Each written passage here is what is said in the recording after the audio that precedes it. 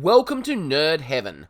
I'm Adam David Collins, the author of Jewel of the Stars, and I am a nerd. This is episode 61 of the podcast. Today, we're talking about the Stargate Universe episode, Divided. The description on Gateworld reads, Colonel Young's opponents launch a coup to take control of the ship, putting the military against civilians. This episode was written by Joseph Malozzi and Paul Mully. It was directed by Felix Enrique Alcala, and it first aired on the 4th of September 2010. Chloe is wandering the ship at night. She is clearly still trying to come to terms with her abduction last episode. And that's totally believable. It's the kind of thing that would give you nightmares, if you could even fall asleep at all. The frightening images, accompanied by the heavy rock music, is a very effective combination. Chloe is managing to get sleep, but she has nightmares every single time. Scott wants to help her, but honestly doesn't know how. So instead, she ends up in the mess hall with Rush. He's the one person who can at least understand what she's going through. These two seem to be bonding over their shared experience. Remember back at the beginning of Season 1? Chloe hated Rush because she blamed him for the death of her father. They've both come to the conclusion that the aliens will find them again. They're not safe. We get a solution to the big mystery from last episode. Why did the communication stones connect Young to the alien ship? Young's theory is that when Rush first opened the box in episode 1, he took one of the communication stones for himself. Some kind of insurance policy. He had it on his person, and so when the aliens took him on board their ship, they touched it, and that's why the system connected Young to one of them instead of a human back on Earth. Rush doesn't confirm or deny it.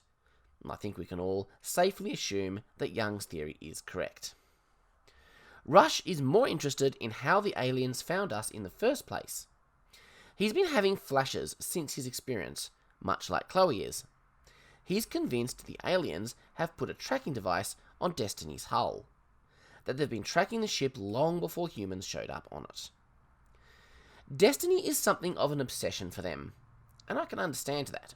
This mysterious advanced ship without a crew, just flying through space. Imagine how they must have felt when humans suddenly appeared on the ship, which could even be a holy relic to them. Destiny will be out of FTL for several hours, so this is the perfect time to search the hull. The hole cut by the boarding aliens provides a very convenient exit route for the Kino. Greer has a frank conversation with Young. He doesn't know who put the gun in Young's quarters, but he has strong suspicions, and he still thinks the ship is better off without Rush. He's willing to stand with Rush if anything goes down. Young doesn't say anything. This kind of conflict is the last thing that he wants. While Eli is searching with the Kino, Rush is mysteriously showing an ancient research lab to Camille. Do we have to do it now, she asks. We'll never have a better time, Rush answers. It's clear that Rush is up to more than what he's led on to Young. He tells Camille to get her people into position. Whoa. So the Kino has found an alien shuttle mounted to Destiny's hull. That's how they've been tracking the ship. It's been there since before the humans arrived. Young and Scott go out in a shuttle to destroy it. Brody is in on this thing too. He's a little shocked when TJ enters the lab. He does a very clumsy job of trying to explain the call to her. The tension builds nicely as the ominous music plays. Young's shuttle won't lock to the ship. Eli is locked out of the computer, so he can't help. This is a big problem for Young, because if the shuttle's not locked down when they go to FTL, it won't be enveloped by the bubble. Best case scenario, they get left behind. The more likely scenario, the shuttle gets vaporized. It's pretty clear at this point that Chloe is either involved or at least knows something about it. Young tells Greer to go find Rush, and Chloe tells Rush to stop whatever he's doing. Apparently the inability for the shuttle to dock wasn't part of the plan, and she doesn't want Scott to die. Remember, Scott's on the shuttle with Young. Eli is in a really sticky situation. Rush admits that he's in the process of taking control of the computer system away from Eli. Eli can't stop that, but his efforts are delaying the process. Right now, nobody has control, so nobody can save the shuttle. If Eli stops his efforts, Rush promises to lock the clamps down once he has control. But Young orders Eli not to listen to Rush, but to keep trying to wrest control back. What a situation! I'm so glad I'm not in Eli's shoes right now.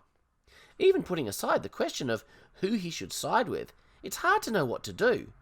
If he keeps trying, there's no guarantee he'll succeed. But if he gives up control to Rush, there's no guarantee Rush will keep up his end of the bargain.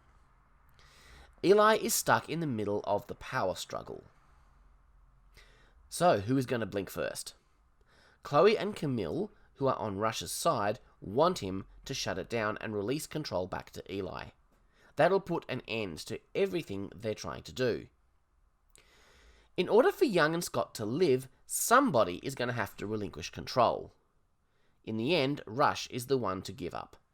Eli engages the clamps and saves Young and Scott.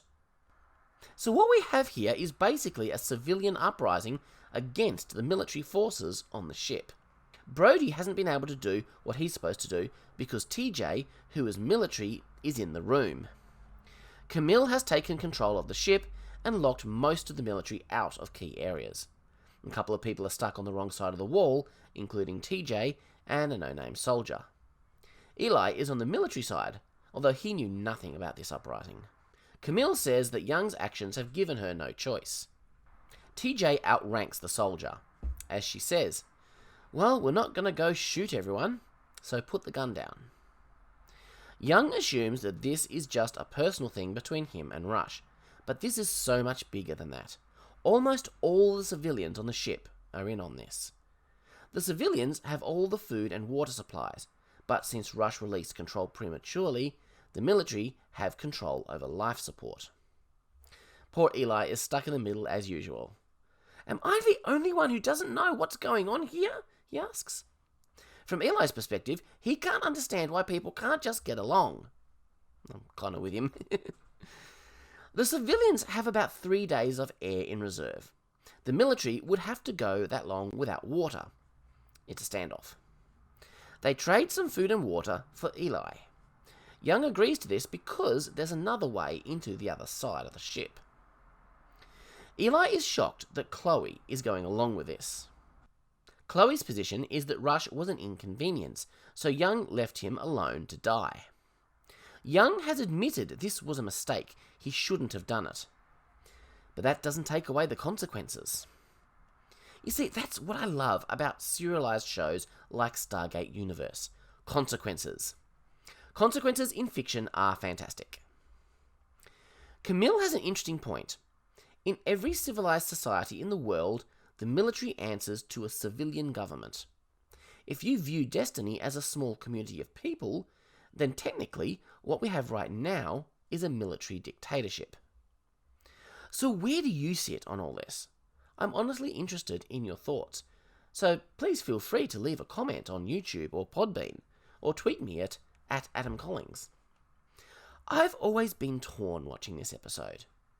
On one hand, I'm very much a follow the rules and do what's right kind of guy. So the idea of revolting against the leadership of any community, be it a ship, a state, a country, goes against every grain that is in me. On the other hand, I am a civilian myself, so I kind of feel sympathy for the civilians on this ship. I've never liked the way the military throw their weight around in the second half of this episode. I understand why they do it, but it makes them feel kind of like bullies. If I were in Eli's position, stuck in the middle between those two sides, I don't know what I'd do. I'd be just really mad, as I think he is, at both sides, for letting things come to this. Rush is wanting to get as much power as he can to direct into the shields. He says we're going to need it. 2 of the military personnel are walking in spacesuits on the hull in an effort to covertly enter the civilian part of the ship. And that's when the aliens show up again. That's why Rush wants the shields. The alien shuttle was only one tracking device. There's another surgically implanted in Young's chest. Well, that's awkward. Rush knows a lot more about the situation with the aliens than he's let on. For a long time, the aliens have been attacking Destiny, trying to get on board. The ship's automated defenses stop them, and they give up for a while. They're attacking now because they're hoping the human crew will make a mistake. Rush believes that if they can keep the shields up long enough to jump away, the aliens will give up their pursuit. It seems logical, but it's by no means certain. Young and Greer have made it into the other side of the ship. TJ makes a good point. This isn't just about listening to others' points of view. The minute the civilians took over the ship, they made it war, and that's what the military are good at. They'll retake the ship, guaranteed. And she's right. Young isn't going to listen to anything they have to say. Not now. Oh, he'll be willing to have discussions once this is resolved, but as long as the civilians are rising up against them, he has only one goal: put them down. There has always been an uneasiness between the civilians and the military in the Stargate world. Senator Kenzie spent years trying to wrest control of the Stargate from the US Air Force. And then there's the whole IOA thing. They were constantly trying to interfere with the Atlantis expedition. But it's never come to a head quite like this. So while all of this is happening, the aliens are now shooting at Destiny. Greer has opened up the door to allow Scott and the others into the civilian side. Scott says, use force if you have to, but remember, we still have to live with these people tomorrow. That's smart. There's an awkward moment when Scott walks in and rescues TJ. Chloe doesn't put up any resistance. How can she? She and Scott just kind of look at each other, two lovers on opposite sides of this conflict. So the scene where Greer and the other soldiers burst into the room, yelling and pointing guns and knocking people to the floor, that kind of makes me angry. I'm not necessarily saying they're in the wrong. I just don't like the way they go in, throwing their weight around. They have the strength, so what they say goes. It feels very much like a bully kind of behaviour. I think that attitude is why a lot of the civilians on this ship are feeling very upset about the whole situation. But they're soldiers. This is what they do. You don't try to out-soldier a bunch of soldiers and think that they won't put you down. Young has arrived in the control room, and of course he and Rush disagree on how best to handle the situation with the aliens. Rush believes the best option is to keep the shields up. We've already talked about his plan. Young disagrees. I wonder how much of his disagreement is solely because it's Rush saying it. He comes seriously close to shooting Rush. If Scott hadn't turned up, he might have actually done it. But that would hardly help his reputation around here. Eli tells Young about the transmitter in Rush's chest. So they're going to use the stones to bring in a qualified surgeon from Earth. She's in Chloe's body. TJ has used some of the venom from the aliens back in the episode Time to knock Rush out. It's the closest thing they have to anesthetic. Gotta use what you can, right? The surgeon is a little taken aback by the makeshift nature of everything. A surgical camera made from a modified Kino, alien drugs. She obviously has clearance, so she probably works for the SGC. But even so, back on Earth, under Cheyenne Mountain, they have all the normal human conveniences. Eli thinks Rush is right about his tactic, but the shields don't have enough power. They won't hold long enough. Young wants to shoot back, but that'll just drain the power faster. The doctor has found the implant, which is going to be hard to remove. And then they lose the connection. Poor Chloe finds herself there with her hands figuratively in Rush's chest. And even worse, Rush wakes up mid-operation because the alien venom is an untried anesthetic. They manage to knock him out again with another dose, and TJ has no choice but to take over. She removes the tracking device from Rush's chest. The tracker is gone, but the aliens are still firing at them. The timer runs out, and they jump, finally free of the aliens. I like how in the midst of all of this, all the conflicts between the military and the civilians were set aside. They worked together to stay alive. But now they have to address what happens next. Greer is worried about guarding them all, but Young says it's over. Once again, Young admits to Camille that he knows he shouldn't have left Rush behind. I really like this moment, the way Young says, "You think I don't know that?" This is why I love Young. He owns up to his mistakes and he tries to be better. The episode closes with the acknowledgement that it's not really over. Learning to move forward and work together after this is gonna be tough. I love how this episode pits groups of people against each other, both with legitimate points of view.